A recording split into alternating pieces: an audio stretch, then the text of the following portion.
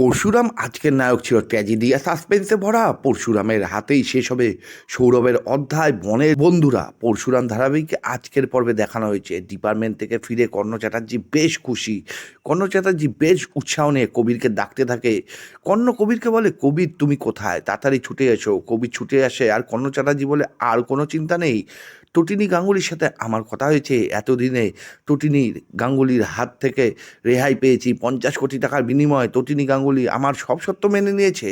কথাটা শুনে কবির যা খুশি হয়েছে। কর্ণ চ্যাটার্জি লহরী ম্যামকে ডাকে। লহরী ম্যাম আসতেই কর্ণ চ্যাটার্জি বলে, লহরী আর কোনো চিন্তা নেই, তটিনী গাঙ্গুলির টাকার বিনিময়ে হাতে করে নিয়েছি। এবার তোমার ছেলে একদমই খালাস। কোনো কেস ওকে আর জেলখানা নিয়ে যেতে পারবে না, এমনকি আমাদের পুরো কেসটাই ধামাচাপা পড়ে যাবে। লহরী ম্যাম কর্ণ চ্যাটার্জিকে সঙ্গে সঙ্গে বলে, কিন্তু তোমার এই খুশিতে একজন নেই। কর্ণ চ্যাটার্জি বলে, কে? লহরী ম্যাম বলে, আরাধ্যা। আরাধ্যি এখানে নেই। আর আরাধ্যি বলেছে ও আর কবিরের জীবনে ফিরতে চায় না, ও কবিরকে ডিভোর্স দিবে। এই কথা শুনে কর্ণ চ্যাটার্জি বলে, না, এটা হতে পারে না। এত কষ্ট করে আমি সব কিছু সেটেল করেছি, এত কষ্ট করে আমরা পরিবারের সবাইকে এক জায়গায় করেছি, এখন আরাধ্যা এইভাবে চলে যেতে পারে না। আমার ছেলেকে এত কষ্ট দিয়ে, এত যন্ত্রণা দিয়ে আমি আরাধ্যাকে চলে যেতে দেবো না। এই বলে কর্ণ আরাধ্যাকে কল করে। কর্ণ বেশ খুশি মনে আরাধ্যাকে বলে, আরাধ্যা, আমি তটিনী গাঙ্গুলিকে হাত করে নিয়েছি। কবির তার কেস থেকে মুক্তি পেয়ে যাবে, পরিবারের সব কিছু আবার ঠিক হয়ে যাবে, তুমি ফিরে আসো, তুমি আমার ছেলের জীবনে ফিরে আসো। আরাধ্যা তখন বলে, কর্ণকে বলে, আপনি কার কথা বলছেন? তটিনী গাঙ্গুলি, আমার ছোটদি ভাইয়ের কথা বলছেন? তাই তো, কিন্তু আপনি নিশ্চয়ই জানেন না আমার ছোটদি ভাইকে কিনে নেওয়া এতটাই সহজ নয়। নিশ্চয়ই আপনার সাথে কোনো চাল চেলেছে ছোটদি ভাই। আপনি যতই টাকা দিন না কেন, আমার ছোটদি ভাই কোনোদিনই কিনে নিতে পারবেন না, কারণ আমরা ছোটদি ভাইকে দেখেছি, সে টাকার জন্য বিক্রি হবে না। সে শুধু ভালোবাসা চায় জীবনে, অন্য কিছু নয়। আমার খুব স্পষ্ট মনে আছে, আমি যখন ছোট ছিলাম, ছোটদি ভাই জামাইবাবুকে বিয়ে করে আমাদের বাড়ির চৌখাটে দাঁড়িয়েছিল। জেঠিমুনি জামাইবাবুকে অপমান করে ঘাড় ধাক্কা দিয়ে বাড়ি থেকে বের করে দেয়। জেঠিমুনি, আমার বাবা, সবাই ছোটদি ভাইকে বলেছিল ওই ছেলেটাকে ছেড়ে আসতে, কিন্তু সেদিনও ছোটদি ভাই সেই বাড়িতে ফেরেনি সেই রাজপ্রাসাদে। সে গরিব স্বামীর হাত ধরেই সেখান থেকে চলে গিয়েছে। আর তারপরেই সে হোটেল, আপনার ছেলে লাড্ডুকে কিডন্যাপ করলো। পরপর সব ঘটনা ঘটলো, কিন্তু আপনি জানেন না আমার ছোটদি ভাই কখনোই টাকার কাছে বিক্রি হবে না। তাই আপনি দিবা স্বপ্ন দেখছেন। আরাধ্যার কথা শুনে কিন্তু কর্ণ খুব চিন্তায় পড়ে গেল, কিন্তু শেষ অবধি সে আরাধ্যাকে কথাকে পাত্তা দিল না। অন্যদিকে দেখানো হয় যে তটিনী গাঙ্গুলি সৌরভকে বলে, সৌরভ তুমি মুক্তি, যাও, তুমি এখান থেকে চলে যাও, আর আয়েশি তুমিও চলে যাও। তটিনী কথা শুনে অবাক হয়ে যায় নন্দিনী। নন্দিনী বলে, তটিনী তুই এটা কি বলছিস? তটিনী বলে, হ্যাঁ রে দিদি, ঠিকই বলছি, এতদিন আমি ভুল পথে ছিলাম, এবার ঠিক পথে এসেছি। এতদিন আমার বুদ্ধি খুলেছে। কি হবে বলতো? এই গরিব জীবন কাটিয়ে জীবনে তো আমরা সকল কিছুই ব্যক্ত করে দিয়েছি, ভালোভাবে বাঁচতে চাই এখন। তাই তো কর্ণ চ্যাটার্জি আমাকে সুবুদ্ধি দিলেন, আর সে কথাতে আমি সব কিছু মেনে নিলাম। সৌরভ তুমি যাও, এখান থেকে চলে যাও, তোমাকে মুক্তি দিলাম। এরপরেই তটিনী কর্ণ চ্যাটার্জিকে কল করে তটিনী কর্ণকে বলে, সৌরভকে ছেড়ে দিয়েছি, আপনি টাকা পাঠিয়ে দেন। কর্ণ এই কথা শুনে বলছে, হ্যাঁ হ্যাঁ দিচ্ছি, অবশ্যই পাঠিয়ে দিচ্ছি, তুমি একদম চিন্তা করো না। এই বলে কর্ণ কল কেটে দেয়।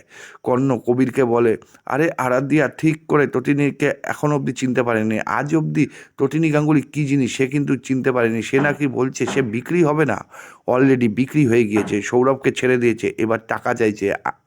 আমি টাকাগুলো পাঠালেই তুমি সারা জীবনের জন্য এই কেস থেকে মুক্তি হবে। কবির, আমার ছেলের জীবনে আর কোনো ঝামেলা থাকবে না, কোনো আইন আর আমার ছেলেকে জেলে নিতে পারবে না। কর্ণ চ্যাটার্জি কবির দুজনেই খুব খুশি। অন্যদিকে তখনই সেখানে আসে পরশুরাম।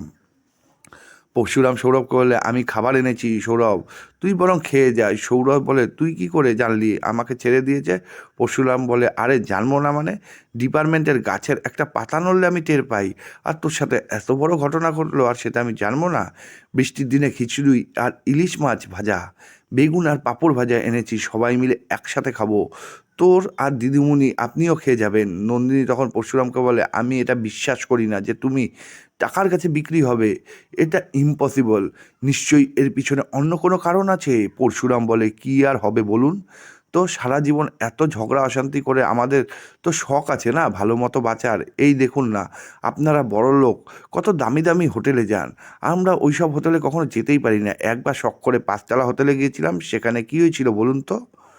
হোটেলের বেয়ারাকে 10 টাকা টিপস দিয়েছিলাম আর বেয়ারা সেই টাকা আমার পকেটে ঢুকিয়ে দেয়। তার মানে হোটেলে গেলে বেয়ারাদের কত টিপস দিতে লাগে সেটাও আমরা জানি না। তাই তো জীবন আর কতকাল, সেজন্য এই সিদ্ধান্ত নিয়েছি আমরা ভালোভাবে বাঁচবো। পরশুরামের কথা শুনে নিশ্চিত হয়ে যায় সৌরভ। সৌরভ ভাবছে হয়তোবা এই পুরো ঘটনাই সত্যি আর সে এবার মুক্ত। কর্ণের টাকার কাছে বিক্রি হয়েছে পরশুরাম আর টটিনি, কিন্তু এর পেছনে ঘটনা আছে অন্য, যেটা একটু পরেই বোঝা যাবে। পরশুরাম টটুনিকে বলে, যাও তোমরা ক্যান্টিনে গিয়ে খাবার খেয়ে নাও, আর আমি সৌরভের সাথে একটু কথা বলে শেষ করে আসছি। বলরাম তুই বরং এখানে দাঁড়িয়ে যা। বলরাম বলে, হ্যাঁ আমি আছি, একদম চিন্তা করিস না। টটিনি ওখান থেকে চলে যায় আর পরশুরাম সৌরভের দিকে এগিয়ে আসে। পরশুরাম সৌরভকে একটি ভিডিও ফুটেজ দেখায়। সেদিন বিয়ের মণ্ডপে যা হয়েছিল সব কিছুই কেউ একজন ফোনে রেকর্ড করেছিল, পরশুরামকে দিয়েছে। এখন পরশুরামের কাছে সবচেয়ে বড় প্রমাণ যে ভিডিও ফুটেজ, এটি প্রমাণ করে দেয় যে সেদিন সৌরভ ছিল যে কিনা পরশুরামকে পেছন থেকে চেম্বার চালিয়েছিল আর টটিনিকেও আঘাত করেছিল।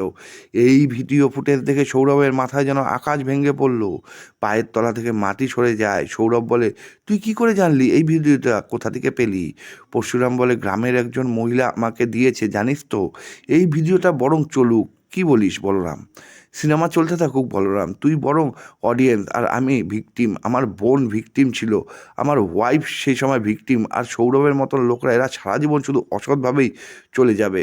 এটা শুনে সৌরভ অবাক হয়ে যায়। এরপরেই পরশুরাম বলে, তুই কি ভেবেছিস তোকে এত সহজেই ছাড়বো? কখনোই ছাড়বো না। একজন সিংহ যেমন হরিণকে তাড়া করে, ঠিক তেমনি করে আমি তোকে তাড়া করব। সিংহ নিজের খিদা মেটানোর জন্য হরিণকে তাড়া করে, আর হরিণ নিজের প্রাণ বাঁচানোর জন্য সেখান থেকে ভাগে। আমিও নিজের মনের জ্বালা বাঁচানোর জন্য তোকে তাড়া করবো, আর তুই ছুট দিবি। আর তারপরেই একজন সৎ অফিসারের হাতে একজন অসৎ অফিসারের এনকাউন্টার হবে। পরশুরামের কথা শুনে সৌরভের আত্মা শুকিয়ে যায়। এরপরে পরশুরাম নিজের গায়ে জ্বালা মেটায়। সৌরভ ইচ্ছে মতন প্রহার করে, আর আড়াল থেকে মহিতোষ মজুমদার পুরো বিষয়টি দেখে ফেলে। মহিতোষ মজুমদার বুঝে যায় এর মানে টটিনি পরশুরাম টাকার কাছে বিক্রি হয়নি, ওরা একটা চাল দিয়েছে। মহিতোষ মজুমদার সঙ্গে সঙ্গে কর্ণকে কল করে আর জানায়, আপনি টাকা পাঠাবেন না। পরশুরাম টটিনি কোনো খেলা খেলছে, কিন্তু কর্ণ যেটা জানায় সে তো টাকা পাঠিয়ে দিয়েছে ইতিমধ্যে। সেই টাকা নিয়ে ডোডো পৌঁছে গিয়েছে। এখন মহিতোষ মজুমদার বলে, ডোডোকে আটকান, এখনও সময় আছে। কর্ণ বলে, ওকে ঠিক আছে, আমি দেখছি কি করা যায়। কর্ণ সাথে সাথে ডোডোকে কল করে, কিন্তু ডোডো তখন ডিপার্টমেন্টে পৌঁছে গিয়েছে। কর্ণের ফোনে সেই সময়ের মতো ধরতে পারলো না।